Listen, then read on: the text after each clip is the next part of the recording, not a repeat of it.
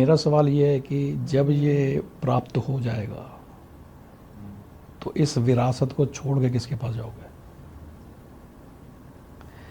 क्योंकि किसी दीवार की स्ट्रेंथ उतनी ही होती है जितनी उसके ईंट की स्ट्रेंथ होती है.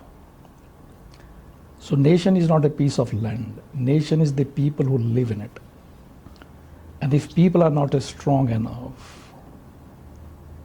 if they're not honest enough, if they're corrupt, like we see today, you won't find any place in this country where there are no corrupt people, from smallest of the worker to the people sitting in the power corridors. And we see, you are from television, you have been showcasing, ministers are found with piles of notes, right. Judges are found with sackfuls of, and corruption all over.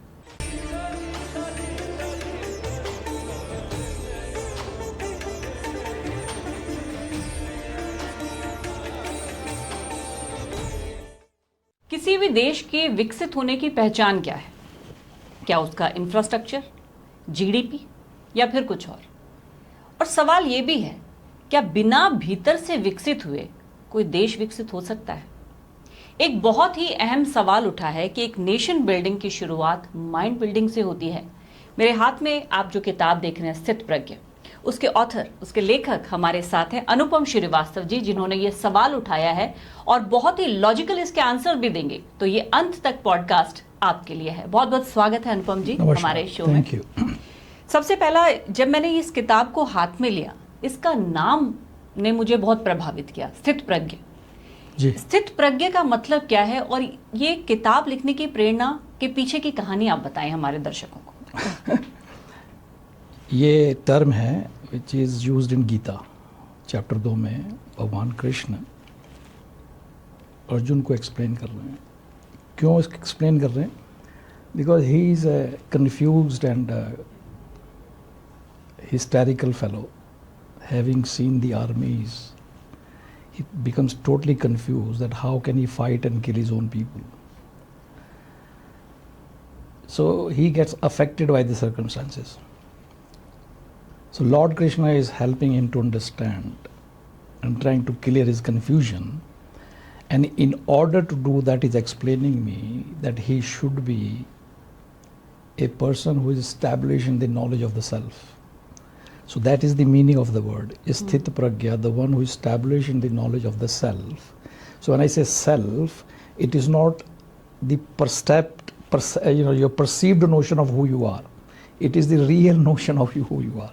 So there is a difference between what you think you are और आप वास्तव में जो हैं. तो जो आप वास्तव में हैं, when somebody is established in that wisdom, उसको स्थित प्रज्ञ का नाम दिया है. Coming to the second part of your question is where the inspiration. So it was an inspiration. I was writing my books और ऐसे ही डिस्कशन और बहस में ये बड़ा कॉमन थीम है आजकल विकसित भारत का. तो I was thinking about it कि क्या जो भी आपने प्रश्न किया, क्या GDP, high rise building, skyscraper, space programmes and all these things qualify a nation to be a developed nation? Probably it does in materialistic terms. और मेरे मन में ये भी कोई शंका नहीं है कि ऐसा हो पाएगा कि नहीं हो पाएगा, लेकिन जो लोग बैठे हैं, जो लोग इसको लीड कर रहे हैं, they are far more competent to achieve it. और ऐसा भी हो सकता है कि 2047 से बहुत पहले इसको अचीव कर लिया जाए, उसमें भी कोई शंका नहीं है. मेरा सवाल दूसरा है. मेरा सवाल ये है कि जब ये प्राप्त हो जाएगा तो इस विरासत को छोड़ के किसके पास जाओगे? क्योंकि किसी दीवार की स्ट्रेंथ उतनी ही होती है जितनी उसके ईंट की स्ट्रेंथ होती है.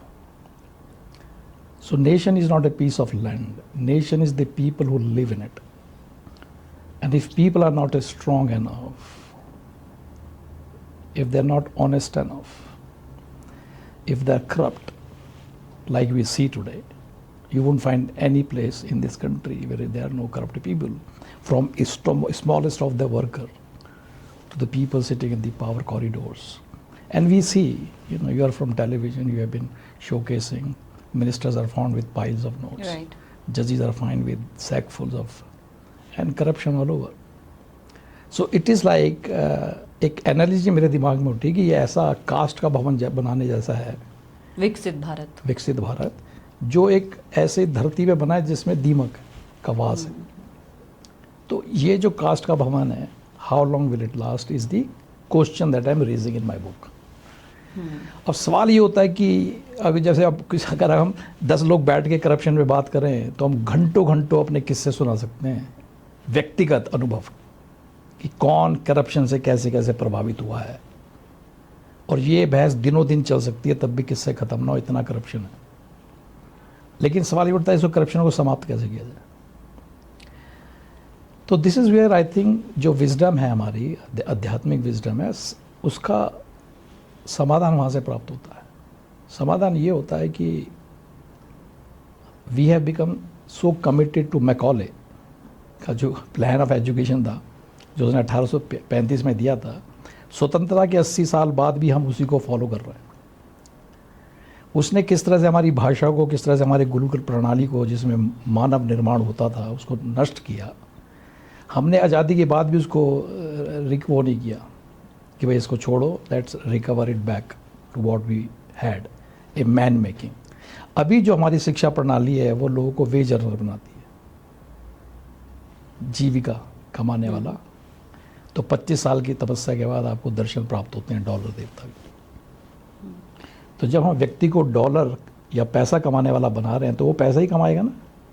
अगर सीधे रास्ते से नहीं मिलेगा तो टेढ़े रास्ते कमाएगा। तो why are we complaining about people being corrupt? Because that's what we are teaching systematically to our education system, to become devoted to money. So they are devoted to money. अगर वो सही रास्ते से नहीं कमा पाएंगे तो करप्ट रास्ते से। जिसके पास थोड़ी भी पावर है, पुलिस वाले के पावर है कि वो आपका चालान कर सकता है, वो आपको डराएगा कि कोर्ट कचहरी का चक्कर होगा, 10,000 5,000 का फाइन होगा, यहाँ पे 2,000 में कर लो। तो आप भी चाहते हो छोड़ो यार, कौन जजमेंट पड़ेगा इसको, 2,000 उसने भी अपनी जेब में रखा, सुबह से कल शाम तक वो 20,000 लेके चला गएगा। Why he does it? Why does it? उसका एक करप्ट होने के कारण वही है जो एक नेता के करप्ट होने के कारण है। देयर इज नो मोरालिटी इन मी। मेरा कोई आत्मसम्मान नहीं है, मैं बिकने को तैयार हूँ। अभी आपने देखा होगा, आप तो टेलीविज़न में काम करती हैं, तो आपको ये पता होगा कि जब ऑपरेशन सिंदूर के बाद इन्वेस्टिगेशन शुरू हुए थे तो 50-60 लोग पकड़े गए थे जो ISI के पेरोल पे हैं। ये कौन लोग थे? ये भारतीय थे, इसी राष्ट्र में पले बढ़े, इसी एजुकेशन सिस्टम से उनको पलवित पोषित किया गया। एंड जो भी उनको चारा डाल देगा उसके वो गुणगान गान करने लगेंगे। तो how can we trust that this विकसित Bharat will be left with people who is not going to destroy it? तो करप्शन का समाधान कैसे ढूंढा जाए? तो उसका मैं cutting the long story short, उसी का मैंने समाधान दिया है कि जो हमारी पूरी एजुकेशन सिस्टम का जो असेसमेंट क्राइटेरिया है वो IQ असेस करता है कि 96% है तो आप इंटेलिजेंट, 70 है तो एवरेज, और 50-60 है तो आप नालायक है ना। You are good for nothing, आपका कुछ होने वाला नहीं जीवन में। तो ऐसी मुझको धारणा दिलवा दी। आपने लंबे समय तक, दशकों तक स्टूडेंट्स के साथ भी काम किया, एजुकेटर्स के साथ भी काम किया। सबसे चैलेंजिंग क्या है? मतलब स्टूडेंट्स कहाँ स्ट्रगल कर रहे हैं? जैसे आप बोल रहे हैं कि मॉनेटरी टर्म्स में या फिर एक मार्क्स का पैमाना बना दिया है, उसी में तौला जाता है। कमी कहाँ है? कमी नहीं है एजुकेशन सिस्टम में हमारा। कमी ये है कि सफलता की डेफिनेशन बदल दी कि 96% मतलब सफल होना। 96% आपको क्यों चाहिए? ताकि आप IIT, IIM, मेडिसिन, इन जॉब्स में जाएं। इन जॉब्स में आपको क्यों जाना है? क्यों वहाँ पे ये भरपूर मिलता है, इसलिए आपने अपनी एस्थेसी करा रखी है। रातों को जग के माँ बाप भी पीछे पड़े वहाँ लाठी लेके 96 आने चाहिए। आपकी ज़िंदगी नर्क बना दी। You can not enjoy your life. You can achieve the same objective but peacefully if you know yourself. तो वो इसलिए क्योंकि अगर ये नहीं किया तो ये नहीं होगा, ये नहीं हुआ तो वो नहीं होगा। Ultimately you won't. इस पे आप सही कह रहे हैं कि वो जीवन जीना भूल गया है। क्या आपने भी वो क्लिप देखी है जो अभी हाल ही में बहुत वायरल भी हुई है? एक कॉम्पिटिटिव एग्जाम क्लियर किया है, ट्विंस हैं, लेकिन जब सेलिब्रेट किया जा रहा है उस कॉम्पिटिटिव एग्जाम को क्लियर करने के लिए, तो उन बच्चों में ये देखा गया ना वो डांस कर पा रहे हैं, ना वो खुशी जाहिर कर पा रहे हैं। क्या आपने देखा है वो क्लिप? नहीं, देखा नहीं, but I can really feel it. हाँ, वो उनको फिर जो आजकल ट्रेंड है कि ट्रोल किया जा रहा है, ट्रोल करने लगे कि ऐसा लग रहा है जैसे एआई बच्चे हैं। हाँ, mechanical, they become mechanical, and that यही हम अपनी जनरेशन कर रहे हैं। उनको गलत आभास दे दिया है सक्सेस क्या होती है। सक्सेस होती है पैसा कमाना। पैसा क्यों कमाना है? ताकि जीवन में सुख संपदा आए। यही है उनका। अब आने वाले समय में करोड़ों का पैकेज होगा उन बच्चों का। Best of the house, BMW, Mercedes घर के सामने खड़ी हों, लेकिन लाइफ जीना भूल गए। Travelling in air, air travel चलता रहे साल में 2-3 बार, तो इसका मतलब है कि जीवन सफल हो गया। कौन सा ऐसा व्यक्ति आप जानती हैं जो पैसा कमाने के बाद सुखी है? तो इसका मतलब तो ये है जो अंबानी अडानी है तो बहुत आनंद में होंगे, but are they? That is the question. तो ये जो डेफिनेशन बना दी है कि जीवन का सुख और आनंद आपको पैसे से प्राप्त होता है, that definition by itself is wrong. और क्योंकि यही डेफिनेशन हमको सिखा दी गई है ब्रिटिशर्स ने, because they wanted to create servants, people who can follow the orders. तो we have killed ourselves, हमारी पर्सनैलिटी को मार दिया, हमको नौकर बना दिया है हमारी शिक्षा प्रणाली ने। नौकर किसका बनाया? पैसा कमा रहे हैं। अब पैसा कमाने के चक्कर में आपने कुछ नहीं सीखा, आपको कुछ आता जाता नहीं है। जो आप कर रहे हो वो आपको जॉब में जाने के बाद ज्ञान प्राप्त होता है। और एजुकेशन सिस्टम की सबसे पेनफुल रियलिटी आप क्या देखते हैं? क्योंकि आप जामिया से भी सोशल बैकग्राउंड से आए हैं, सोशल वर्क बैकग्राउंड से, तो आपने क्या देखा? नहीं, एजुकेशन सिस्टम में there is no education been given. कुछ एजुकेशन नहीं दी जा रही। जितने भी सो कॉल्ड बच्चे पास होते हैं हाई नंबर्स लेकर, वही एग्ज़ाम पेपर उनको 1 महीने बाद दोबारा लिखने के लिए बोलिए, वो फेल हो जाएंगे। ये मेरी गारंटी है, क्योंकि उनको ज्ञान प्राप्त हो ही नहीं रहा। They are cramming it. और मेमोरी का नेचर होता है, if you don't use it regularly it recedes. और जब रिसीड हो जाती है, मेरे को रिकॉल करने की जो स्किल आपको होनी चाहिए वहाँ पे है ही नहीं। तो you can't have anything to write and answer your question, you will fail. तो विडम्बना है कि जो शिक्षा प्रणाली का मुख्य उद्देश्य होना चाहिए चरित्र निर्माण, जिसको मानव निर्माण भी कहते हैं, वो दूर दूर तक नहीं है। हम पैसा कमाने की मशीनें तैयार कर रहे हैं, पैसा कमाने के लिए टेंशन में सारी ज़िंदगी बिता देता है, कहाँ करूँ, कैसे करूँ, कौन से प्रोफेशन में जाऊँ। लोग क्लेम करते हैं भाई I just want to become doctor. से क्यों? देश की सेवा करेंगे। अच्छा, मैं कहा कोई डॉक्टर को जानते हो देश की सेवा कर रहा है? डॉक्टर कटाई कर रहे हैं आजकल, कसाई बने हुए हैं। उनको बता दो कि आपकी जेब में कितने पैसे, 1 पैसा नहीं छोड़ेंगे। ये डॉक्टर्स हैं आपके, not all, but private hospital में चले जाइए, आपको बताइए मेरी इंश्योरेंस की इतनी 10 लाख है, 10 लाख का बिल 1 रोग में बना देंगे। उनको कोई मतलब नहीं है आपकी सेहत से, आपके स्वास्थ्य से, उनको सिर्फ पैसा बनाना है। और ये सेवा करने के लिए घुसे थे डॉक्टर बनने के लिए, और डॉक्टर बनते बनते भूल गए कि किस लिए घुसे थे। तो this is the character that we are creating. तो मेरा तो ये मतलब विचार है कि अगर मानव निर्माण नहीं होता विकसित भारत के साथ साथ, तो it will be created no doubt, but how long will it sustain, whether it will sustain, that's a very serious doubt. It won't sustain. तो ये माइंडसेट कैसे चेंज किया जा सकता है? उसी का समाधान मैंने अपनी पुस्तक में दिया है। क्योंकि देखिए, मैं आपको शॉर्ट में बता देता हूँ कि मैंने जो प्रपोजल दिया वो ये है कि जब तक हमारी असेसमेंट क्राइटेरिया IQ के अलावा EQ और MQ को असेस नहीं करेगी, तब तक कुछ होने वाला नहीं। IQ मतलब इंटेलिजेंट क्वेश्चन, EQ मतलब हो गया इमोशनल रेजिलियंस को आप टेस्ट करें, बच्चे के अंदर कितना अपनी भावनाओं को के ऊपर कितना नियंत्रण है, क्या वो किसी परिस्थिति में, कठिन परिस्थिति का सामना कर सकने के सक्षम है कि नहीं है। Can he with stand like Angad. जैसे अंगद गए थे रावण दरबार में, तो ही वॉज सो कॉन्फिडेंट कि मेरा पैर उठा के दिखाओ, this is how strong is my resolve. जब मैं कोई प्रण लेता हूँ तो मैं उसको पूर्णता परिणति पे लेके जाता हूँ। तो that is because of your emotional resilience. और आप करप्ट नहीं होंगे ये इस बात से तय होता है कि आपका मॉरल कंपास कितना अच्छा है, नैतिक आधार आपका कितना मजबूत है। अगर मेरा नैतिक आधार मजबूत है, अब आप मेरे को 100 करोड़ दो, 1000 करोड़ दो, I would not allow you to commit a crime और bypass a law. You have to follow a law. You can't buy me because I am not saleable. क्योंकि मेरी आत्मसम्मान इतना हाई हो जाता है कि I can't be sold, I can't be bot.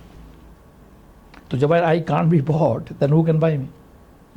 अभी everybody is ready to be sold and there are people. अभी ये तो चलता है ना बड़ा आपको सोशल मीडिया में भी, एवरीबडी हैज़ ए प्राइस। वो इसीलिए कहते हैं everybody has a price because everybody has a price, there is no doubt about it. But idea ये है कि उसी को तो बदलना है, उसी को तो परिवर्तित करना है कि हमको लोगों को प्राइसलेस बनाना है, टू टर्न पीपल प्राइसलेस। वो तभी होगा जब आप इन 3 चीज़ों को इक्वल वेटेज देंगे, 40% IQ, 30% EQ एंड 30% MQ। और जब आप ये 3 नीति के आधार पे, ऐसे नहीं कि किसी स्कूल ने कर दिया यहाँ पे, किसी ने वहाँ कर दिया, सिस्टमेटिकली अगर नेचुरल एजुकेशन असेसमेंट क्राइटेरिया बदलता है तो आप देखोगे जो हमारे स्कूल्स हैं, हमारे जो पेरेंट्स हैं, हमारे जो कोचिंग सेंटर हैं, they will come out with imaginative ideas of how to build that resilience in kids, how to train them, how to transform them. उनको कुछ बताने की ज़रूरत नहीं है। We have so many intelligent people in this country, they will transform it. क्योंकि अभी हम IQ उनसे असेस करवा रहे हैं, पेरेंट्स, टीचर्स, कोचिंग सब उसके पीछे लाठी लेके पड़े हुए IQ करवाने में। आप EQ MQ इंट्रोड्यूस कर दीजिए कि ये क्राइटेरिया, इसी के ऊपर आपकी सफलता आंकी जाएगी, सारा समाज जो है इसके पीछे पड़ जाएगा, करवाने के लिए अपने आप कर देगा। कुछ करने की ज़रूरत नहीं है, कोई बड़ा महंगा काम नहीं है। It's just a thinking will have to change in this country कि आपकी जो सफलता है वो आपकी IQ मात्र से, IQ भी इम्पॉर्टेंट है बट उसमें EQ और MQ भी आवश्यकता है ताकि आपको स्थित प्रज्ञ बनाया जा सके।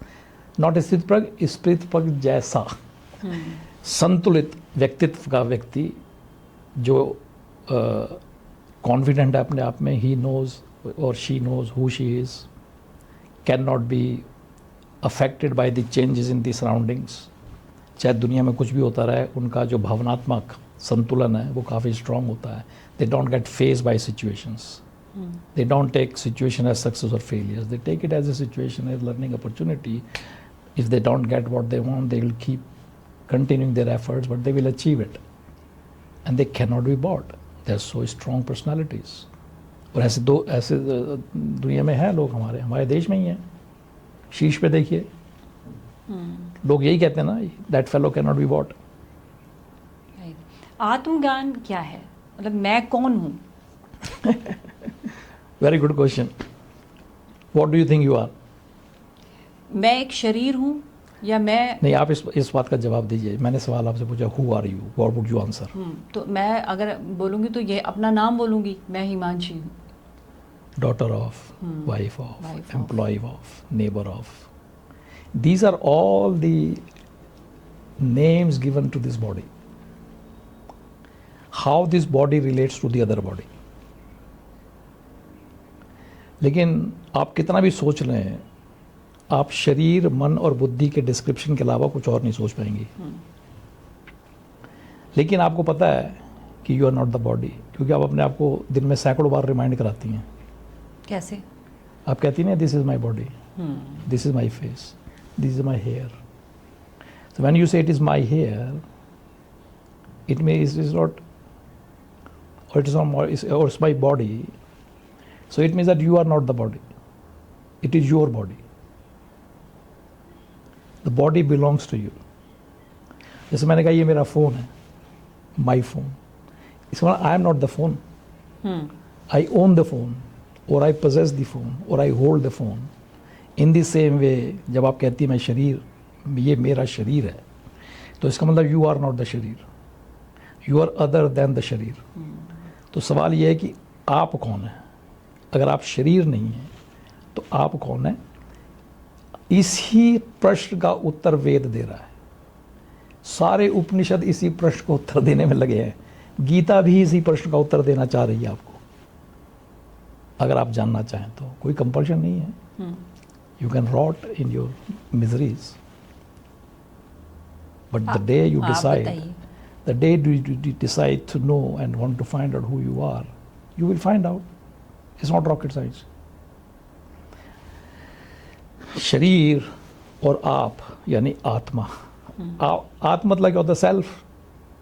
जैसे कहते हैं मेरी आत्मा, तो आत्मा का अर्थ क्या होता है? इंग्लिश में उसको बोलते हैं सेल्फ। सेल्फ मतलब I, but this I is not referring to your body.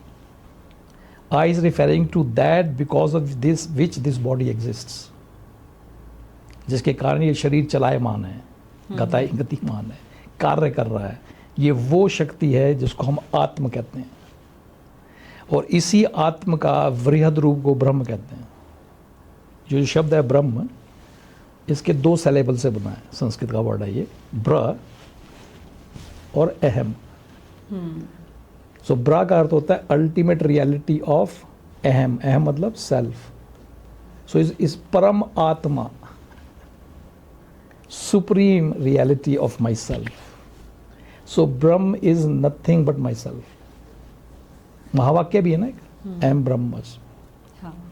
ये वाक्य तब बोलता है ऋषि कि जब स्टूडेंट अपना यात्रा शुरू करता है आत्मज्ञान की, तो ऋषि उसको बताता है कि अहम प्रज्ञानम ब्रह्म, because this Brahman can not be apprehended through sense organs, so you can only know it through the knowledge of it.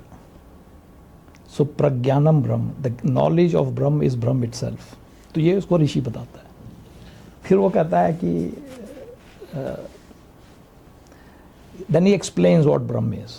So indicate करता है these are the attributes of Brahm. So then it says that which I have been explaining it to you, you are that. Tat tvam asi. Tat means that, tvam means you. You are that Brahm. Then that student reflects over this, instruction of the teacher, of the guru, and then he realizes that I am that Atma, that Brahm is nothing but the Atma in me. So Atma and Brahmatma is one and the same thing. I am Atma Brahma. And with contemplation, when he realizes that he is the Brahma, so he proclaims, I am Brahmasmi. I am the Brahma. तो इसको आप ऐसे समझिए, मैं आपको एक modern day example समझाता हूँ कि ये जो शरीर मन बुद्धि, ये इंस्ट्रूमेंट हैं आत्मा के. आत्मा इनका इस्तेमाल करके अपने आप को अभिव्यक्त करती है. तो ये रिश्ता ऐसा है जैसे मान लीजिए electric bulb. Electric bulb is design to produce light, isn't it? Can it produce light by itself? No. So how does it produce light? When it does yoga with electricity. तो जब इलेक्ट्रिसिटी के साथ इसका योग होता है तब वो लाइट प्रोड्यूस करता है. So light that you think is being produced by the bulb actually is the manifestation of electricity through the bulb. So when electricity passes through the bulb, it produces light. So light, which is a manifestation of the energy that is electricity, is a result of the union of the two. So life manifests itself when Brahma or Atma is manifesting through the Sharira Mana Buddhi. आई बात समझ में? हाँ. Bulb by it self can not produce light. जैसे bulb को आप packet में से निकालिए और टेबल पर रखिए, उसकी आरती कीजिए कि लाइट निकले, उसमें से नहीं निकलेगी light. You can kill yourself, it will not give you light. Why it is design to produce light but it will not give you light. कितनी पूजा कर लीजिए, ठीक है. This electricity which is so powerful कि no electric equipment in the entire universe can function without it. इतनी powerful होती है electricity. But that electricity which is so powerful can not produce light by itself. It needs an instrument to function through. So Brahman को manifest करने के लिए शरीर मन बुद्धि वाले इक्विपमेंट की आवश्यकता पड़ती है. तो भगवान manifest itself through this instrument. तो जो भी हम मैनिफेस्टेशन है, that is life that is being manifest, that is manifesting through it, is nothing but that Brahman which is functioning through it. क्यों हमको लगता है जैसे मेरी आंख देख रही है, Ark by itself cannot see anything. If life leaves this body, this ark will become useless. It can't see anything. So its potency to see comes from the life principle, which is Brahm. So when this Brahm is functioning, pulsating through the eye gains its potency to see. लेकिन जो आँख देखती है, आँख को ये नहीं पता वो क्या देख रही है. आँख सिर्फ शेप, साइज और कलर देखती है. ये शेप, साइज, कलर का अर्थ क्या है, ये मेरा मन और बुद्धि तय करता है. ठीक है ना. सो ये हमारे ब्रह्म और इंसान कह सकते हो, या भगवान और भक्त के बीच का रिश्ता है. Bhagwan can not manifest himself without the bhakt, और ब्रह्म और life principle can not manifest itself without the body, mind and intellect. So ये अब इसी की स्टडी है. ये जो इसको अध्यात्म कहते हैं, this is the study of Brahma self. क्योंकि हमारे दो एलिमेंट हो गए ना, एक ग्रॉस बॉडी, फिजिकल बॉडी हमारी है, and there is a life behind this body because of which this body is functioning. तो वो जो spirit in me, study of that spirit is called spirituality. Simple, कोई इसमें रॉकेट साइंस नहीं है. तो वो उसको अध्यात्म कहते हैं, स्टडी ऑफ द सेल्फ. अध्यात्म, अध्य आत्म, आत्म लगा हुआ है, self. Study of the self is called adhyatma. So when you study yourself, your real self in you, उसको अध्यात्म कहते हैं. और उसके ऊपर सारे वेद उपनिषद सब उसी को डिस्क्राइब कर रहे हैं, डिफरेंट डिफरेंट पर्सपेक्टिव में, डिफरेंट कॉन्टेक्स्ट में. हाँ, रोज़ जब हम बात कर रहे हैं किसी से, तो इसी प्रिंसिपल पर ही बात करते हैं. लेकिन कभी ध्यान ही नहीं गया होगा किसी का किसी की अगर डेथ है, हो गई है, तो हम यही बोलते हैं कि वो चला गया, पर बॉडी तो यहीं पड़ी है, तो कौन चला गया. एवरी टाइम सी, बहुत commonly we make reference to my real self, but I still remain oblivious and ignorant of who I really am. I am so attached to my शरीर मन बुद्धि कि ये जो attachment है या जो लगाव है, I can't get myself out of it to realize. यही तो समस्या है पूरी जड़. जो आपके मेन सवाल पे आते हैं, जैसे जो आपने सोचा, बिल्कुल सही सोचा कि भारत विकसित हो जाएगा, हम एक धरोहर इसको, लेकिन छोड़ के किसके भरोसे जाएंगे. यहाँ तो सब टर्माइट्स हैं. तो ये चेंज कैसे हो अनुपम जी, माइंडसेट चेंज कैसे हो, हम इस मोह माया लालच से निकले कैसे. वैसे ही जैसे आप लालच में पड़े, भाई आपको ये बता दिया कि ज्ञान का अर्थ है पैसा कमाना, तो आप पैसे कमाने में लग गए. आपने अपने आप को सक्षम बना लिया, आप पैसा कमाने लगे. तो इसी प्रकार से अगर आपको इमोशनली रेजिडेंट बना दिया है कि आपको बताया जाए कि भाई you don't have to chase after money, money will chase you. सुख कहीं आपको बाहर से प्राप्त नहीं होना, आपको अंदर से प्राप्त होना है. Sukh is your own real nature, you have to discover it. So you start training young people like that from 6ठी क्लास से 12वीं 6 साल तक आप अध्यात्म करा दीजिए उनको. They will turn out to be people who are much better और वाइजर विद इन देमसेल्व्स.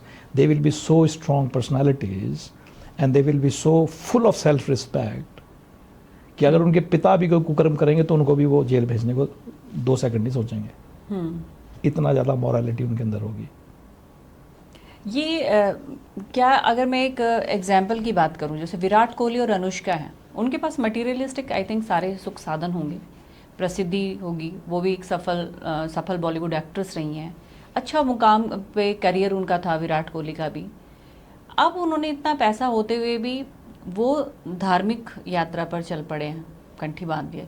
तो क्या ये वाकई ऐसा है कि जिस माइंडसेट की आप बात करें कि सुख पैसे में नहीं है, नाम जो मटेरियलिस्टिक चीज़ें हैं, प्रसिद्धि में नहीं है, किसी और चीज़ में है सुख जी. उस सुख की खोज में ही उन्होंने अपनी राह बदल ली. अब भगवान जाने क्या बदला है, गॉड नोज. इतना तो कम से कम उनको रियलाइज हो गया होगा, इतना सब धन धान्य के बाद भी मन कि शांति कहाँ मिलेगी असली, मानसिक शांति. तो शांतिवंती लोग जो ढूंढते हैं उनकी अवस्था ऐसी होती है जैसे कस्तूरी मृग. सुना, कस्तूरी मृग सारे जंगल में कूदता फांता रहता है सारी जिंदगी उस सुगंध का स्रोत ढूंढने के लिए, जो उसको प्राप्त नहीं होती है, और बगैर प्राप्त किए वो मर जाता है. जबकि वो जो सुगंध है उसका स्रोत उसकी नेवल में है, उसकी नाभि में. वो क्यों नहीं ढूंढ पाता स्रोत? क्योंकि उसको अज्ञान है, ज्ञान नहीं है कि I am the source of the fragrance. तो हम सब की हालत उस कस्तूरी मृग जैसी ही है। While I am, that is my real nature. और उसको बता भी दिया कि सत्य चित्त आनंद, that is your real nature. उसको कहते सत्यानंद भगवान की, उसी को भगवान बना दिया। That is your own real nature. Anand is your own real nature. When you stop causing distraction to your mind, mind automatically achieves its default position of peace. We keep on disturbing the mind or the peace of mind by our own desires and our own expectations, and this perpetual cycle of chasing our own tail. Then we have no shanti. अच्छा, parents के role में आप कैसे change करेंगे? Parents का mindset कैसे change करें कि वो अपने बच्चों को कैसे सिखाएं कि भाई ये सफलता की डेफिनेशन नहीं है, सुख इसमें है। पेरेंट्स तो सब सिखाएंगे जब उनको खुद को ज्ञान होगा। उनको खुद को ज्ञान नहीं है।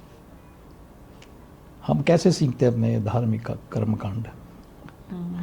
तो उसके लिए मैंने एक छोटी सी कहानी अपने पुस्तकों में लिखता हूँ कि एक 8-9 साल का बच्चा अपनी माँ से कहता है कि ये जो हम वार्षिक पूजा करते हैं, इसके लिए हमको ये बिल्ली क्यों चाहिए होती है? माँ कहती है तुम बहुत बकवास करते हो, तुमसे जो कहा सो करो। अभी सब खाना वाना तैयार करना है, प्रसाद तैयार करना है, पंडित जी आने वाले हैं, पूजा तैयार करनी है, मेहमान आएंगे, सबका इंतजाम करना है, तुमको टाइम बे टाइम के उल्टे सीधे सवाल पूछते हो। तो this is happening for last 3-4 years. Every time this child would ask the question, she would not answer. तो इस साल उसके नाना आए थे घर पे। नाना ये बिल्ली का क्या चक्कर है? तो नाना हंसते कहते सर मेरे पास एक बिल्ली होती थी, वो बड़ी शैतान थी, तो आपकी नानी को बहुत परेशान करती थी, मतलब पूजा पाठ में इनमें ना दिक्कत। तो नानी उससे बड़ी इरिटेट होती थी। She wanted to kill this cat, लेकिन she wouldn't do it because it is my cat. तो we come to a conclusion, solution, कि during the puja will put the cat in the cage on the side of the altar, so puja will be performed peacefully and the cat will be released. So it was a solution that carried on for years on end. And then he says, your mother grew up watching it.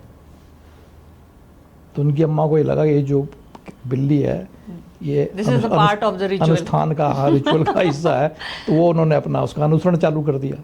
तो ऐसे तो हमको ज्ञान प्राप्त होता है अध्यात्म में। किसी से कुछ पूछ लो क्या कर रहे हो, कुछ नहीं पता, कुछ तो भी बोलेंगे ऐसा होता है वैसा होता है। I am not interested in what you think, I am interested in what is the explanation given in the spiritual text. That I want you to tell me if you know it, behind what you do. अब जैसे आप किसी से पूछिए कि आप दिवाली मनाते हो, हाँ दिवाली क्यों मनाते हैं? 2 कारण, भगवान राम वापस आए और अच्छाई पे बुराई की विजय। इसके अलावा कुछ पता है? सारे संसार में जो हिंदू हैं उनको इन 2 के अलावा कुछ नहीं पता। आप एक हिंदू ढूंढ के लाओ जो इसके अलावा कुछ बता दे। तो ऐसे तो हम हिंदू हैं, वो झंडा लेके घूम रहे हैं हिंदू होने का। हम हिंदू किस लिए? क्योंकि हम हिंदू परिवार में पैदा हो गए। इसको बोलते हैं सेरेंडिपिटी, इंग्लिश का एक वर्ड है। इसका मतलब होता है happy accident. By accident I am Hindu, by virtue of being born in a family who claims to be Hindu. वो हिंदू नहीं है, वो क्लेम करते हैं हम हिंदू हैं। हिंदू क्यों है ये नहीं पता, हिंदू कैसे होता है ये भी नहीं पता, होता कौन है हिंदू, कौन है हिंदू, कैसा होता है हिंदू, ये सब नहीं पता।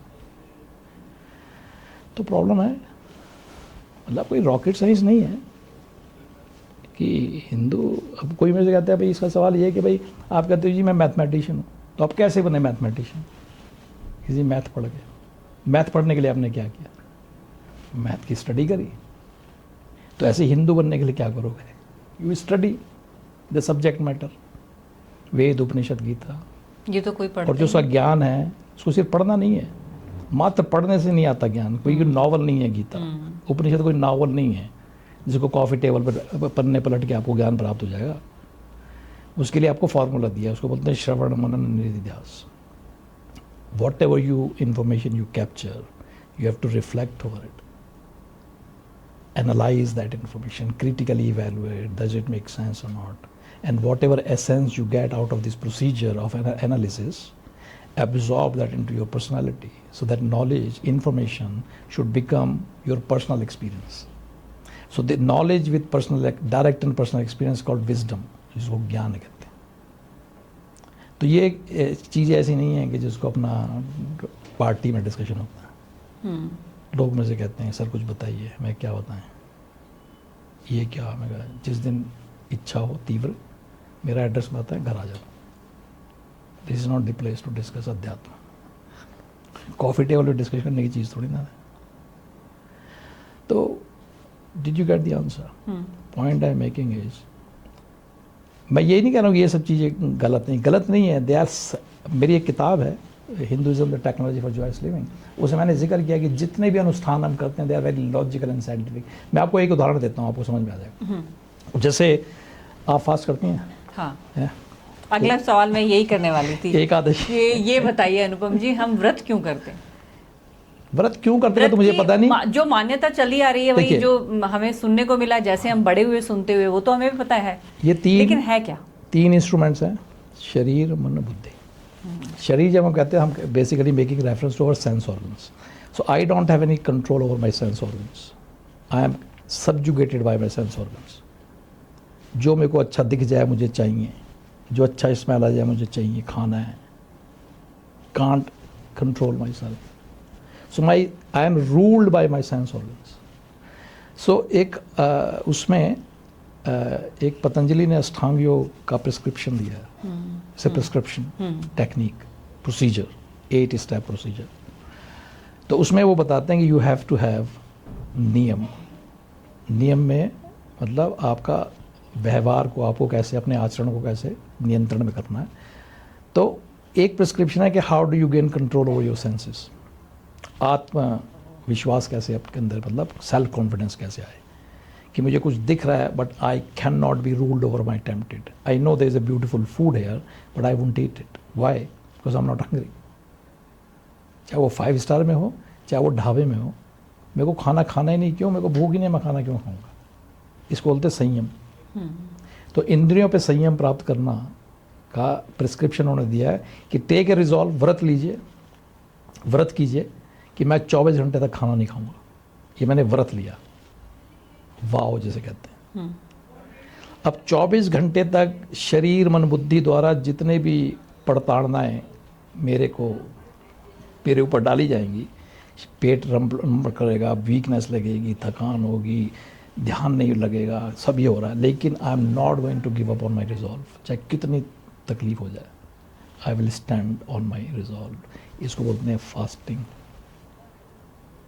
फास्टिंग अपने रिजॉल्व को स्ट्रॉन्ग करना है, अपनी इंद्रियों पे नियंत्रण प्राप्त करना है ताकि आप इंद्रजीत हों. सुना इंद्रजीत? कौन था? मेघनाथ. वो इंद्रजीत था, उसने इंद्रियों को जीता था. तो इंद्रियों को जीतने का प्रिस्क्रिप्शन है फास्टिंग. अब होता क्या है, एकादशी का व्रत है सोमवार को, सैटरडे से मेन्यू तैयार हो जाता है. अरे अभी आप जाओ, शाम को जाओगे तो देख, मेक श्योर कि कूटू का आटा ले लेना, थोड़ा सा साबुदाने हैं, और आलू ले लेना 1.5 किलो, क्योंकि वो काट के भून के खाया जाएगा सारा दिन. तो अगर नॉर्मल कोर्स में आप आधा किलो खाना कंज्यूम करते हैं, फॉर एग्जाम्पल, व्रत के दिन आप 5 किलो खाना खाते हैं. प्रिस्क्रिप्शन क्या था कि खाना ही नहीं खाना. खाना तो बहुत दूर की बात है, खाने का विचार भी मन में नहीं लाना. That is the idea. I am not thinking about, I have distracted my mind away from food and eating. That is the idea, that is the practice. और हम कर क्या रहे हैं? We have become animal. In the name of fasting, I'm eating all those foods which I don't get on the other day. Not allowed to eat on other day. भैंस की तरह खाना खा लिया. वो कहा जी हमने फास्टिंग, हमारी फास्टिंग है. फास्टिंग आई तो उन्होंने 4 किलो खाना खा लिया. फास्टिंग है. फल खा, क्या नहीं खाया? गेहूँ नहीं खाया और चावल नहीं खाया. हाँ. उसके अलावा सब खा लिया. ऐसे ही चैत्र नवरात्र भी आने वाले हैं, इससे भी जुड़ा सवाल है मेरा। इसमें 9 डेज फास्टिंग का हम रखते हैं। सब कुछ नया आता है उस समय, नई फसल आ रही होती है, नया मौसम आ रहा होता है, नए पत्ते आ रहे होते हैं। इसके पीछे क्या लॉजिक है? ये इसको कैसे देखता है आध्यात्म? नवरात्र, देखिए ये दो चीज़ें पहले आपको समझना चाहिए, क्लैरिटी होनी चाहिए कि जो बेसिक कोर कंटेंट है वो है वेद एंड उपनिषद, जो ज्ञान है जिसे बोलते हैं। पुराण जो है वो स्टोरीज हैं, stories written to help you understand the themes and topics contained in Upanishad. वो कथाएं हैं। तो जिसके नाम से उपनिषद है, चाहे वो गणेश है, चाहे वो कार्तिक उपनिषद, शिव उपनिषद है, विष्णु उपनिषद है, भागवतम है, उनमें सब स्टोरीज हैं। क्यों? स्टोरी के माध्यम से ज्ञान स्वतः प्राप्त होता है, ऐसी मान्यता है। It's a very powerful tool of communicating messages. तो अब जैसे मैं आपको एक उदाहरण के तौर पर बताता हूँ तो आपको समझ में आएगा कि एक बार मेरे को बहुत तकलीफ हुई शरीर में, तो मैं डॉक्टर के पास गया, तो डॉक्टर ने कहा कि ऐसा है, I have diagnose your problem, तो ये रिकमेंडेशन है, कैप्सूल ले जाओ, 2 सुबह 2 शाम पानी के साथ लेना, 3-4 दिन में क्योर हो जाएगा, but make sure you complete the course for 2 weeks so that there is no bacterias left in your body. में ठीक है जी। तो 2 वीक तक श्रद्धा और भक्ति के साथ हमने उसका सेवन किया, लेकिन तकलीफ में कहीं फ़र्क ही नहीं पड़ा 2 हफ्ते भी। तो डॉक्टर के पास गए, काफ़ी झगड़ा फसाद हुआ, तू मैं हुई। डॉक्टर को उल्टा सीधा कहा कि अब क्या बकवास करता था। मैंने not only your treatment was rubbish, your bloody capsule was broken from the middle, every capsule has a crack in the middle. So first day when I opened one capsule, the lot of dust came out of it. So every day I have to open the capsules. Doctor कहता है श्रीवास्तव साहब आपसे ज़्यादा मूर्ख व्यक्ति हमने देखा नहीं। मैं क्यों? कहता है जो आप फेंक रहे थे वो दवाई थी, और जो आप खा रहे थे वो कैरियर ऑफ दवाई है, वो दवाई नहीं है। कैप्सूल का जो कवर होता है वो दवाई नहीं होती है, जो आप फेंक रहे हो वो दवाई है। तो जो स्टोरीज होती हैं, they are carrier of the medicine, not the medicine. Is not the essence of the story, why story is being told. आपने बचपन में पढ़ा होगा ना, इस कविता का भावार्थ सहित व्याख्या कीजिए, होता है ना। भावार्थ क्या है? ये जो कवि कह रहा है इसका भाव क्या है, इस जो कहानी का भाव क्या है। तो जो कहानी या कविता पढ़ रहे हो उसका भाव जानने का आपका उद्देश्य होता है। तो जो कहानी बताई जाती है तो उसका एक भाव है, तो कहानी के माध्यम से वो भाव आराम से डिस्पैच हो जाता है। ठीक है। अब जैसे हमारी कहानियाँ हैं, रामायण की कहानी है, तो रीज़न हमको नहीं पता apart from these 2 things why we celebrate Diwali, क्योंकि हम स्टोरी को स्टोरी की तरह पढ़ रहे हैं मैकेनिकली। अब एक आदमी जो बिलियनर था अपने टाइम का, डकैत, रत्नाकर, सुना ना, डाकू Ratnakar, he gave up all his business of dacoity. Must have spent 10-15 years in jungle to realize and gain the knowledge that he gained. So he was so excited to gain this knowledge, he wanted to tell everybody. So he may have rushed to the city कि सबको बताऊं जाके क्या ज़बरदस्त ज्ञान प्राप्त हुआ है। तो जब लोगों के पास गया, उन्होंने कहा महाराज जी आगे बढ़ो यार, बोनी का टाइम है, कहाँ सुबह आगे कथा सुनाने, अपनी टाइम नहीं अपना। तो ये मस्ट बी वंडरिंग यार ये कैसे पागल लोग हैं, मैं इनको जीवन का अमृत देने आया रहा हूँ, इनको सालों को टाइम ही नहीं है पैसा कमाने का। So he must have got frustrated. Then he realise कि let me use the Puranic style of communicating the message. So he woven the story around the plot. एक प्लॉट होता है ना किसी भी नाटक का या फिल्म का, एक प्लॉट है, उसके अराउंड कहानी बुनी जाती है। तो he wove that story beautifully called Ramayan. तो हम रामायण की कहानी पढ़ते हैं mechanically and we don't understand a thing about it. तो वो पागल था क्या? वो कहानी लिख के गया था, जिसको पता नहीं कितने 10,000 साल हो गए कहानी सुनते सुनाते हुए। तो ऐसा क्या है इस कहानी में जो हम सुने जा रहे हैं 10,000 सालों से? There must be something more than that meets the eye, isn't it? क्या है वो? ऐसा क्या उस कहानी में जिसको समझना चाहिए? तो आपको मैं संक्षेप में कहानी सुना दूँ? बिल्कुल। टाइम है आप पे? हाँ, हमारे पास बहुत टाइम है। वन में एक दिन सीता माता को गोल्डन डियर दिखा, मृग, स्वर्ण मृग। उनके मन में इच्छा हुई कि मुझे चाहिए, जैसे हमारे मन में होती है ना कि नया डिज़ाइन आया है, नया परफ्यूम आया है, नया बैग आया, मुझे चाहिए।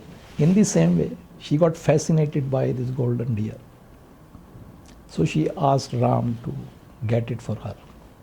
सो Ram chased after the golden deer. उसके पीछे भैया जी भी निकल दिए। That was the opportune moment when Ravan came and abducted Sita and took her away. अब राम और लक्ष्मण को ये नहीं पता कि सीता का हुआ क्या.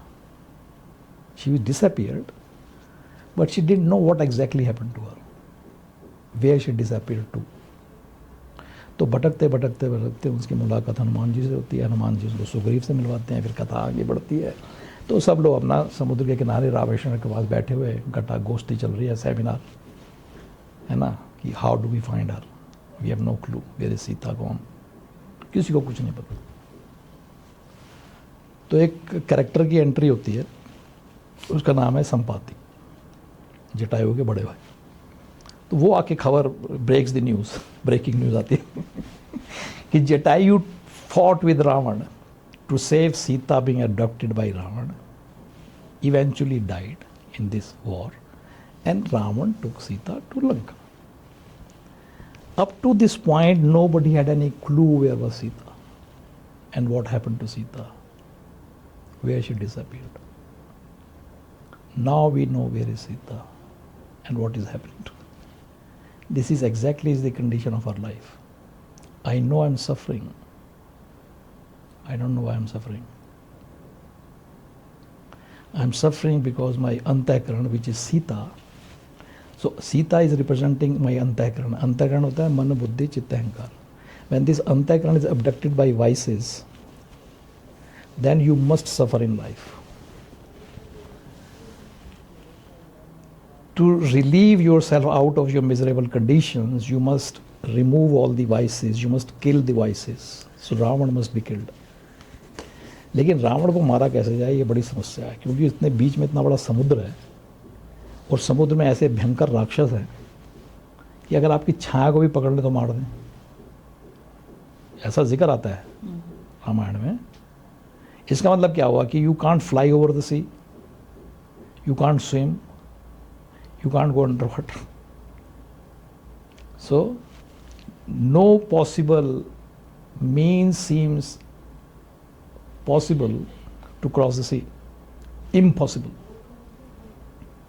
क्या करें साहब, पता है कि सीता हम क्यों सफ़र कर रहे हैं, लेकिन how, what is the remedy, how do I recover my self, ये बहुत बड़ा मसला है। How do I get rid of my vices, सबसे बड़ी प्रॉब्लम है। हमारा अंतःकरण हो गया सीता जी, ठीक है। रावण कौन हुआ? वाइसेस, बुराइयाँ जो अबडक्ट करता है। रावण ने अबडक्ट किया। Ram is your Jivatma, the Brahm which is conditioned in the body. So that is the Karta of all. He does all, right? अब ये दुविधा है कि अब कैसे किया जाए रावण को, मतलब कैसे समुद्र पार किया जाए, रावण का वध कैसे किया जाए। जब ये सब गोष्ठी चल रही है, लोग चाय कॉफ़ी काफ़ी ख़त्म हो गई, 4-5 दिन गुजर गए कॉन्फ्रेंस में, किसी को कोई समाधान सूझ नहीं रहा। तो जामवंत जी को अचानक ध्यान आता है कि यार ये हनुमान जी के लिए तो मैटर। तो कहते हैं राम तुम हनुमान से बोलो, पता लगा के। जब वो कहते हैं हनुमान जाओ पता लगाए, वो कहते हैं जय Shri Ram any goes. Before I proceed I tell you little sub plot about Hanuman. जब हनुमान छोटे बच्चे थे, उनको सारी शक्तियाँ प्राप्त थी, उनको वरदान प्राप्त था, क्योंकि संसार में जो है जितनी भी शक्तियाँ वो सब उनको प्राप्त। तो उन शक्तियों के वशीभूत एक दिन उनको लगा कि ये जो ऊपर दिख रहा है आकाश में, ये फल है, बालक बुद्धि। तो वो गए, उन्होंने उसको मुंह में रख लिया। तो मुंह में रखा तो सब अंधेरा हो गया। तो ऋषि मतक ने उनको श्राप दिया कि जाओ तुम्हारी सारी शक्ति को नाश हो। उनको लगा कि इसकी शक्तियाँ ऐसी रहीं अनब्राइडल्ड, तो ये तो सही कहे बल्ब फोड़ता रहेगा, सेलेस्टियल। तो सारे देवी देवता आए, उन्होंने प्लीड किया गया, अरे हमारा छोटा बालक है भाई, और being so hard on him. तो उन्होंने कहा चलो ठीक है, I can't take it back. लेकिन इसको मैं मॉडिफाई कर देता हूँ कि he will retain his powers but he will not know that he has the powers. उन्होंने कहा हाँ that is good enough condition. Then let's go back to the scene at Rameswaram. Hanuman is representing your mind. The mind, by virtue of its being, has all the power to deliver under the sun. By itself, it would not do it unless you instruct your mind to do it. Unless Ram asks Hanuman to do something, it never does anything. By himself, Hanuman never does anything. He can do everything. By himself will know कि जाओगे हनुमान, अच्छा ये बेहोश होगा, चलो मैं संजीवनी, ना नहीं, doesn't do it. He waits for the instructions.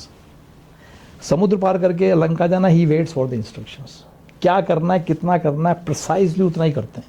तो जब ये सब धूम मचा के वहाँ पे लंका वंका जरा लोग के सीता का पता लगा के लौटे, तो वहाँ पे काफ़ी मतलब हो गया, अरे वाह मज़ा आ गया, मतलब जुबिलेशन हो रहा था वहाँ पे, सेलिब्रेशन। तो एक युवा बानर वहाँ खड़ा देख रहा है, कह रहा है कुछ समझ नहीं आएगा Hanuman ji, why you so excited about it. कहते क्यों? कहते आप इतने भीषण मार्ग को पार करके गए, हजारों राक्षसों का आपने सामना किया, you could have killed yourself, और इतनी भीषण परिस्थितियों में आपने सीता का पता लगा के उनसे बात की, उनको सांत्वना दी, और आप खाली हाथ लौटा है। उनको रख के ले आते अपने ऊपर की जेब में। कहते हाँ मैं ला सकता था। फिर लाए क्यों नहीं? फिर कहते कहा ही नहीं राम ने, he said go and find out, so I went and find out. अगर कहते ले आओ तो मैं ले आता। You know why? Because mind works precisely to your instructions. जितना हमारा करता राम, जितना हनुमान जी से जितना कहते precisely आप कहोगे कि ये मैं कर सकती हूँ, your mind will say yes ma'am you are right. Now I will prove it to you that you can do it. If you say I can't do it, mind will say yes ma'am you're right, you can't do it. Now I will prove it to you that you can't do it. अब इस बात को, ये जो principal है, this is the nature of Hanuman, अब आप इसको अपने जीवन के अनुभव से सत्यापित कीजिए। This not, you have to don't believe in me, use your own life experience to validate what ever you were keen and committed to achieve, you achieved it. You wanted to become a television presenter, you became it. Right. Very beautifully explained, Anupam ji. I must say ये जो पूरा प्रसंग और इसको जिस तरह से हमने बनाया है कि सीता हमारा अंतःकरण, माइंड हनुमान जी हैं, कर्ता हमारे भीतर है राम, लेकिन जितनी इंस्ट्रक्शन देते हैं, और हनुमान के बिना कुछ नहीं, हमारे माइंड के बिना कुछ तो नहीं। इसके लिए मैंने एक प्रिंसिपल दिया है कि इसको मैंने एक कॉन्सेप्ट दिया है स्मार्ट प्रेयर का। स्मार्ट एक शब्द है इंग्लिश का, तो मैंने उसको यूज़ किया है कि your instructions to your mind should be specific, measurable, achievable, realistic and time bound. अगर आपको वही प्राप्त करना है, आपको उसको समयबद्ध करना होगा कि इतने समय में मैं ये प्राप्त करूँगी या कर लूँगी। संभावना नहीं व्यक्त करनी, एफर्मेटिव स्टेटमेंट देना है, आई विल डू इट। करके देखिए, इस फॉर्मूले को अप्लाई करके देखिए, हर प्रार्थना स्वीकार हो जाएगी। सही कह रहे हैं। क्योंकि हमारी प्रार्थना क्यों स्वीकार नहीं होती जब हम भगवान के आगे खड़े होते हैं? क्योंकि हमको पता ही नहीं हम मांग क्या रहे हैं। भगवान में कोई शांति दो, तुम्हें पता ही नहीं शांति होती क्या भाई, तुम फिर प्राप्त क्या होगी? अगर प्राप्त होगी तो पता क्या चलेगा कि हो गई।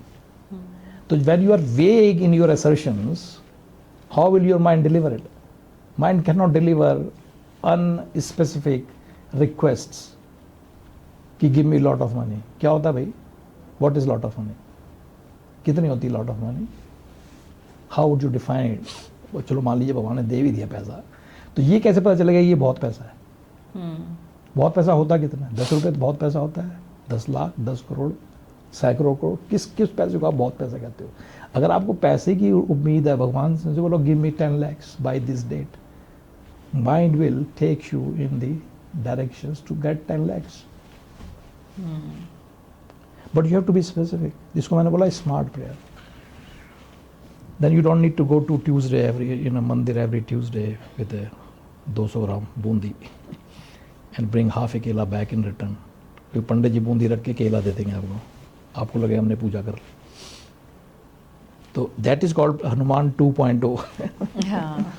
If you really understand the concept that is there in our scriptures and follow them diligently, तो जो हनुमान है वो हमारे डिसिप्लिन्ड एंड प्रशिक्षित मन का नाम है। दो Hanuman is shown as a monkey, monkey is indiscipline, very चंचल होता है, एक जगह से दूसरी जगह कूदता है. That is untrained mind that we are holding right now. अब हम किसी चीज़ में ध्यान लगाना चाहे, हमारा ध्यान लगता नहीं है, 10 चीज़ें हमको डिस्ट्रैक्ट करती हैं. फ़ोन आ गया, मैसेज आ गया, लाइक हो गया, कमेंट आ गया.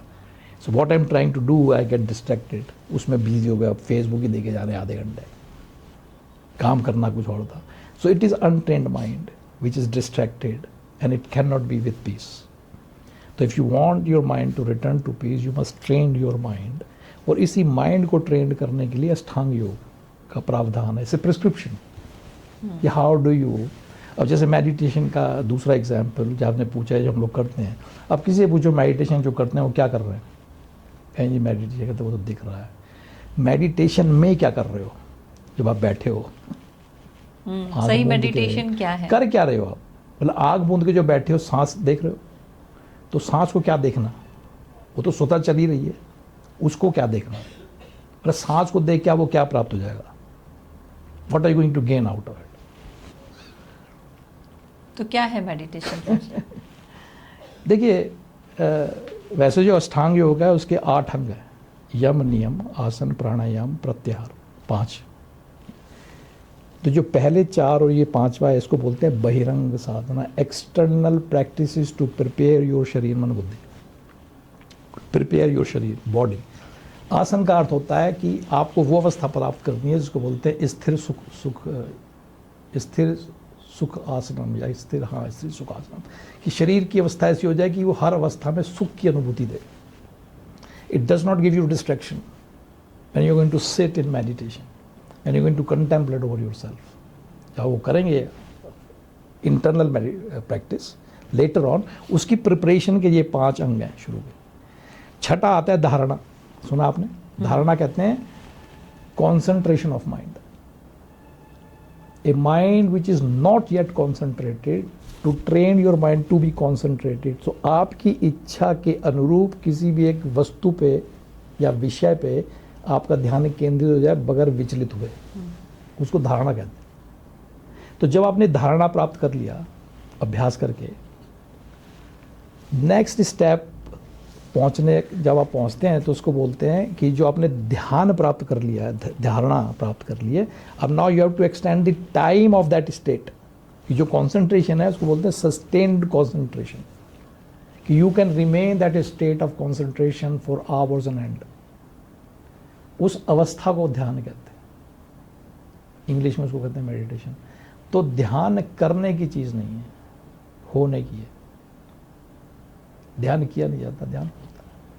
और ध्यान ऐसा नहीं आपने पहली बार करना है लाइफ में, आप सैकड़ों बार कर चुकी हैं, आपको पता नहीं है. कैसे? ये अवस्था आप कई बार प्राप्त कर चुकी हैं अपने जीवन में, लेकिन आपको पता नहीं है. मन ऐसा एकाग्र हो जाता है कि एक विषय के अलावा तो सोचता ही नहीं. मैं आपको विशेष रूप से बताता हूँ आपके जीवन में आपने कब ध्यान प्राप्त किया था. हालांकि मैं आपसे व्यक्तिगत रूप से पहली बार मिल रहा हूँ. आपने 12वीं की परीक्षा पास करी थी, कितने % आए थे? 3 महीने पहले या 2 महीने पहले परीक्षाओं के, everything in life is important.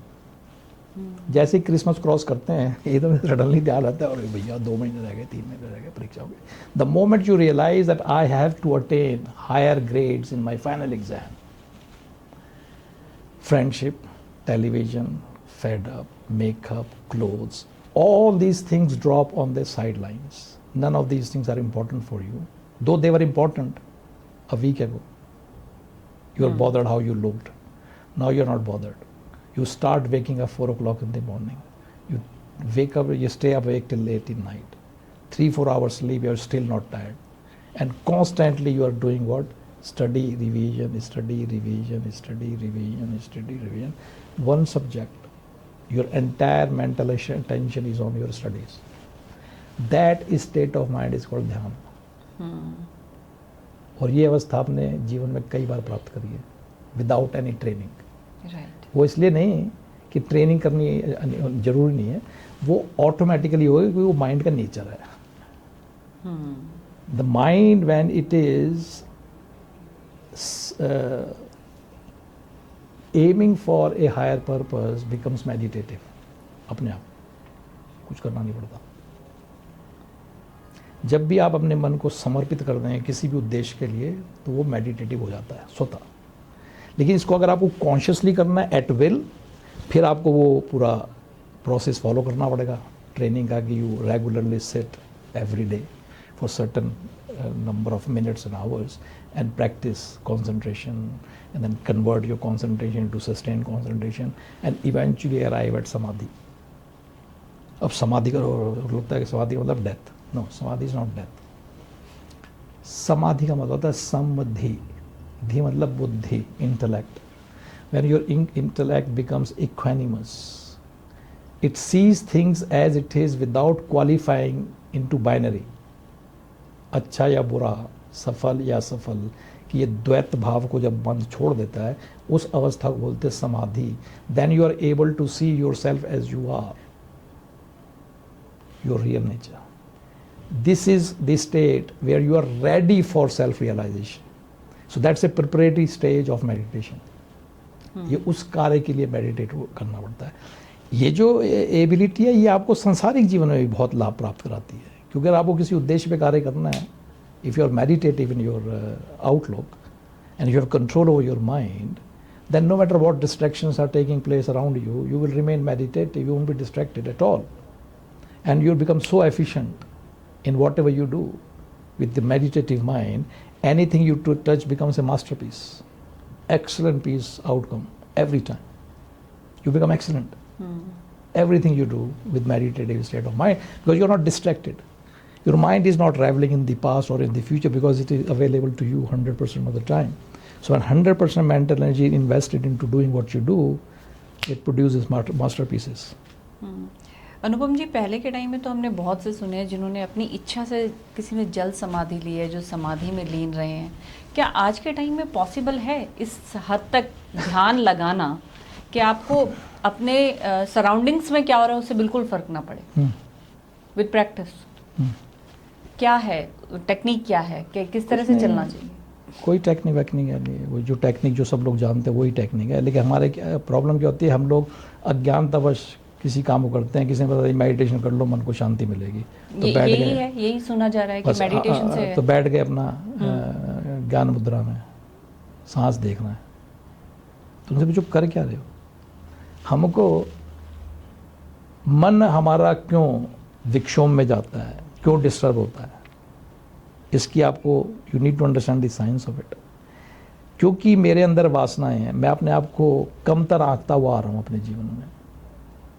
मैंने अपने आप को ये मान लिया है, I am not good enough, I am not capable enough, nobody loves me, I have to please people to be happy. ये सब हमने बना रखे हैं. मॉडर्न साइकोलॉजी में इसको बोलते हैं लो सेल्फ एस्टीम. तो ये जो लो सेल्फ एस्टीम होती है, यानी there is a gap in me. तो जब मेरे अंदर गैप होगी तो there would be desire in me to do something to fill this gap. तो डिज़ायर पैदा होती है मन में. जब ये डिज़ायर पैदा होती है, it gives rise to action that I must take. इतनी लाइक्स कर लूँ, इतनी ये कर लूँ, इतनी वो कर लूँ. This action, when you take action, there would be a result to this action. Either it would be positive or negative, only two. It could be, can't be third. If it is a positive result, you become attached with this outcome. You want to repeat. If it is a negative result, then you want to avoid it. Then you have in vicious cycle, and your mind is agitated at all times. तो करना क्या है? Seed को burn कीजिए. Remove your low self-esteem. To do that, when you sit down and close your mind, eyes, you have to do a 5-step procedure. उसको बोलते हैं introspection. Introspect these negative, disabling thoughts and beliefs that you hold about yourself. Identify them. The moment you identify them, negate them. No, that is not true.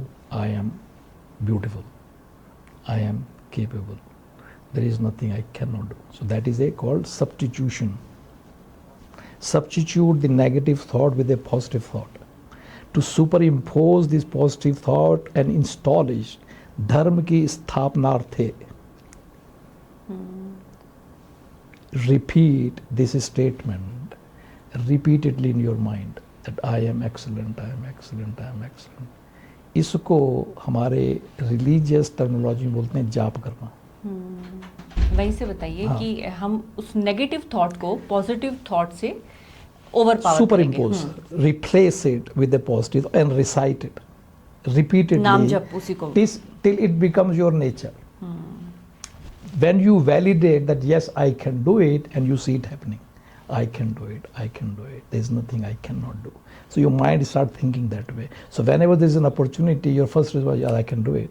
People say, have you done it? No, I have not done it, but I can do it. What is beyond my limits? There's nothing beyond me. Doesn't really matter what needs to be done, I can do it. That's your response.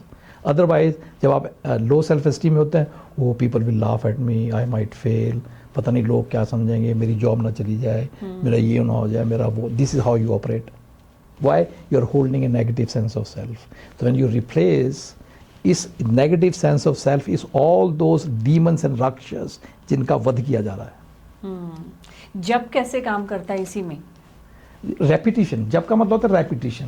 जब का मतलब you repeat a thought in your mind, verbally, otherwise, or calmly, doesn't really matter. But if you are holding, if you, let's say you are working in a day, doing so many activities, but you hold this thought in your mind that I can do it, I can do it, I can do it, I can do it, I can. Keep doing it over a period of time. उसका formula है चिरम नित्यम निरंतरम. Over a long period of time called चिरम, चिर काल के लिए, निरंतरम, constantly, every day, regularly. Nirantaram, without a break, keep reciting this thought, you become like that. I can do it. I can do it, I will becomes do your nature. So this vasana will get burnt. इसको बोलते हैं राक्षस का वध करना. तो ये जो ध्यान लगाते हैं, ये जो कला है या जो लक्ष्य वो लगाते हैं, इसलिए भगवान राम जो हैं वो धनुष और बाण लेके सज्जित हैं. ठीक है, ठीक है. उनके पास बाण है, क्योंकि बाण क्या करता है, अनुसंधान करता है लक्ष्य का, मेडिटेशन का. भगवान कृष्ण जो है वो सुदर्शन लिए घूम रहे हैं. क्यों? Sudarshan. He is helping you to become aware by the right knowledge. आत्मज्ञान के माध्यम से आपका ये शत्रु का नाश करते हैं. शत्रु मतलब negativity in you. So Sudarshan वो कोई इम्प्लीमेंट नहीं है. It's not to cut your throat, it is to cut your ignorance. So भगवान कृष्ण ज्ञान के माध्यम से अज्ञान का नाश करते हैं. और भगवान जो राम है वो धनुष से करते हैं, संधान करते हैं, एम करते हैं मेडिटेटिव एबिलिटी के माध्यम से. तो this is how you try to understand and imbibe it in your life. I hope I answered your question. Right. अब हम बहुत छोटे छोटे आंसर लेंगे क्योंकि मेरे कुछ क्वेश्चंस बहुत ज़रूरी हैं. एक तो अनुपम जी ये बताइए कि आज का जो टाइम है, जिस तरह की एंग्जाइटी लेवल है, एंग्जाइटी प्रॉब्लम नहीं लाइफस्टाइल बन गई है, इसका रूट कॉज क्या है? इसको कैसे ओवरकम हम You are करें? living in the future. When your thoughts are in the future and you are entertaining imaginations, which is called fear, fear gives rise to anxiety. So you are living with something that you think will happen, which never exists. Fear is false evidence appearing real. So you think it exists and you start working towards it to make sure it does not happen. लोग मेरे पे हंसेंगे अगर ऐसा हो गया तो, imagination, है ना? So you start making effort to make sure it does not happen so that people don't laugh at you. It's imagination. So आप imaginary चीज़ को टैकल करने के लिए you are making effort, you are so anxious. Every time there is an indication in your mind that it might happen, you become anxious. So you're dealing with Maya, dealing with something that does not exist. That is called fear. False evidence appearing real. जैसे मरीचिका होती है ना, ऐसा लगता है पानी है, वो एक्चुअल में है नहीं. इसको बोलते हैं प्रतिभासित सत्य. तो जो भय होता है वो प्रतिभासित होता है, वो वास्तव में कुछ नहीं होता. भय कुछ होता नहीं, वो प्रतिभासित होता है, ऐसा लगता है कि ऐसा है. और संस्कृत में इसको माया कहते हैं.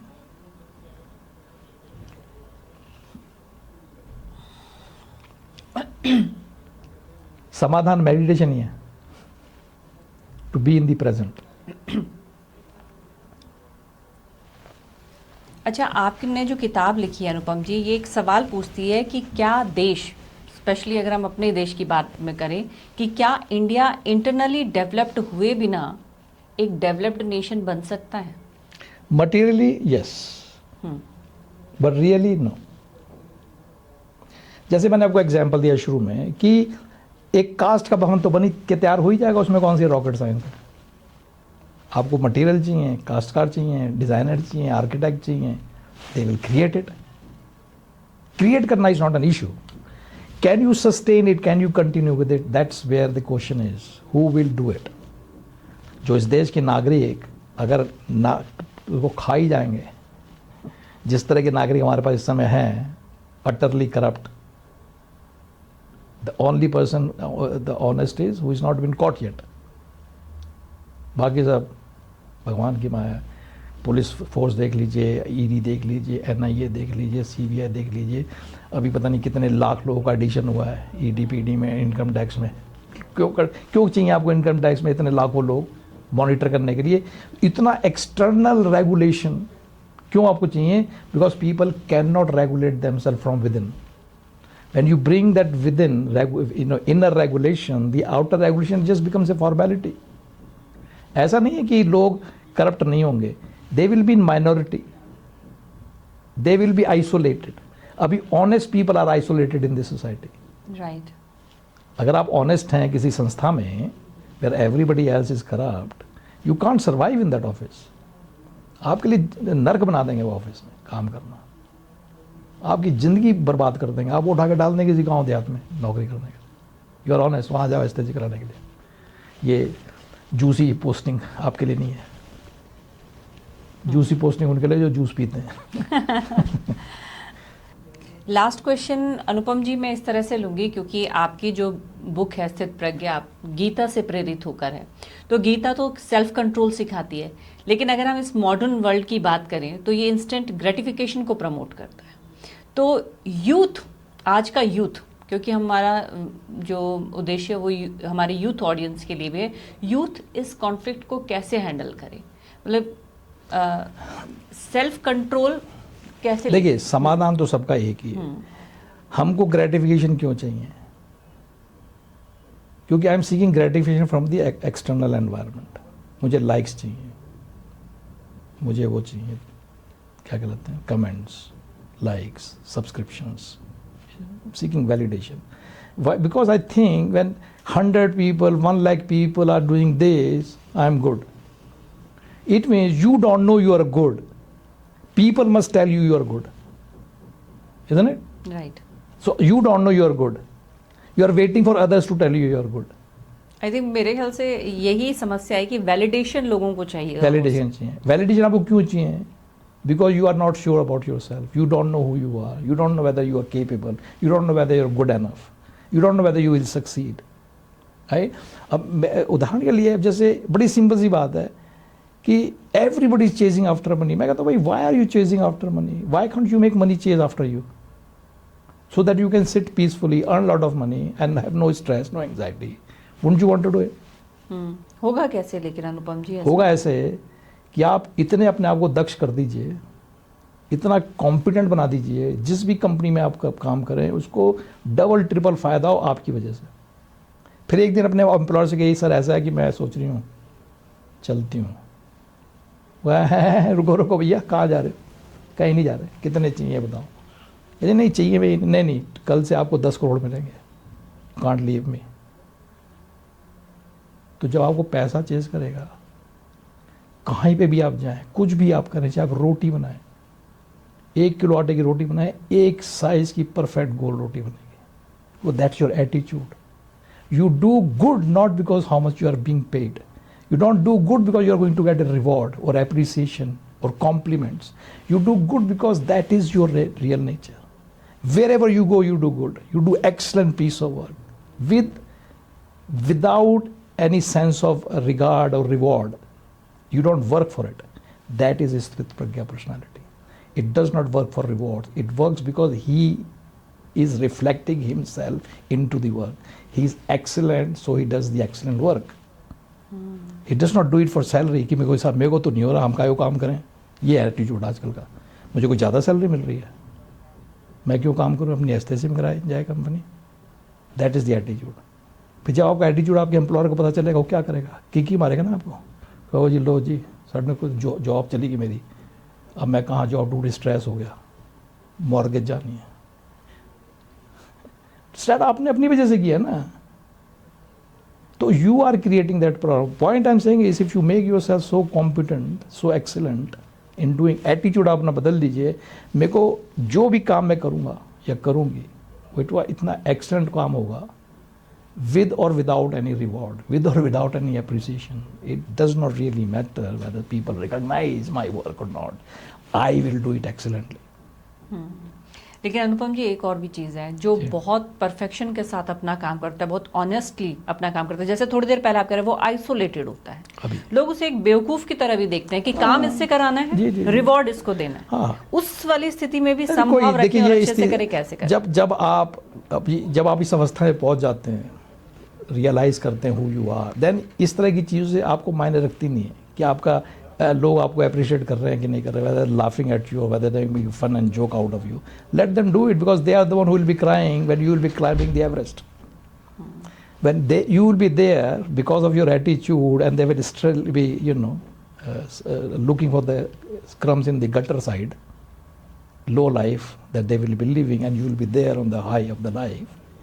They are the people that you will probably laugh at.